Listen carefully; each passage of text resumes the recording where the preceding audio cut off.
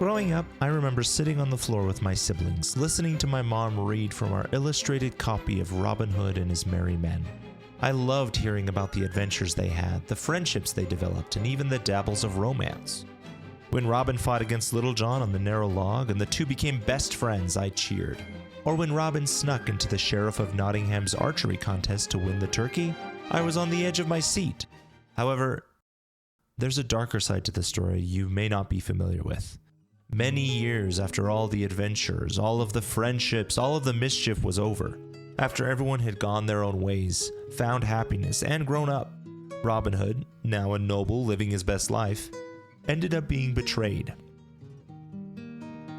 He died, shooting an arrow to indicate where he was buried.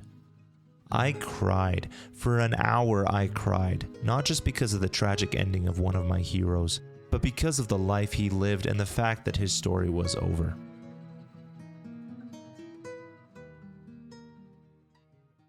Now, I'm not sure if you figured it out yet, but I have a tendency to get very attached to the characters and the content that I absorb.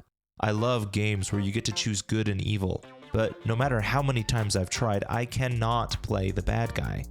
What can I say? I have a weakness for puppy eyes. Now, what does that have to do with a yellow flower and a couple of skeletons? Well, let's talk about Undertale.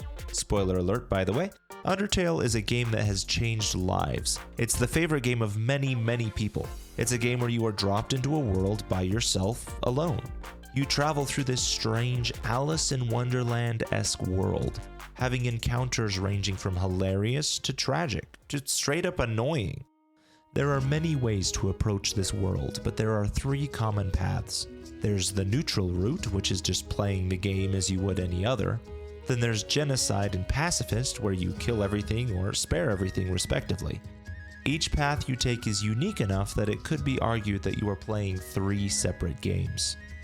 When you first play the game, you're usually only able to get the neutral or Genocide endings. However, when I played Pacifist in all but name.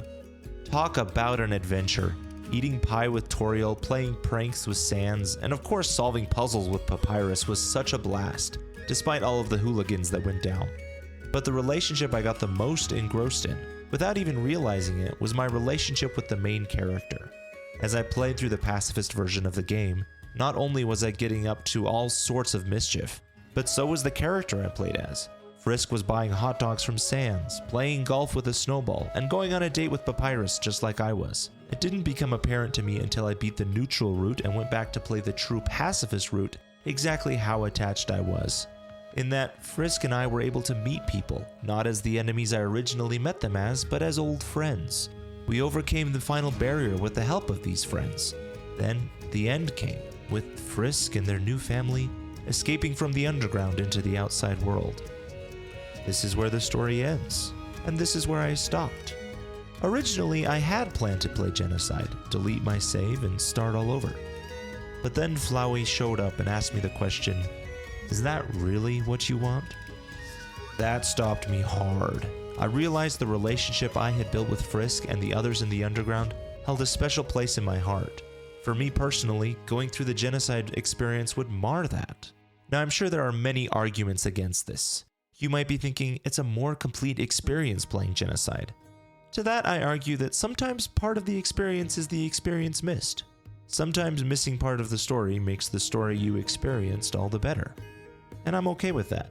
I'm okay with only experiencing the happy side without going for the more gruesome route. Being able to experience your own story in a way that is flawed makes it that much more immersive for me. The memories I built playing Pacifist will linger for a good while. You may also call me a coward for hiding from Genocide. How I see it, Undertale is a game meant to be played in the way that you want, and for me, the Genocide route doesn't include that. I think going against that and playing Genocide anyway is actually what would make me the coward by playing it the way I should play it, rather than the way I'm happy playing it. Now, does this mean I'll play Pacifist in every game from here on out? Absolutely not. As I'm recording this, I'm beating up a birdhouse in Cuphead. Will I go full on Genocide in another game? Probably. But I'm weird like that, and I think it makes my experience all the more special. Now, I'm not hating on anyone who played through Genocide. Genocide, from what I can see, seems like a very fun and exciting experience, and a very difficult one that is very rewarding to complete. I'm just saying that, for me, it's not a part of my experience. I am so glad to have the opportunity to play Undertale as I did, and I'm looking forward to having similar experiences in the future. At the end of the day, gaming is about creating your own story. So I say to that, play your way and make it unforgettable.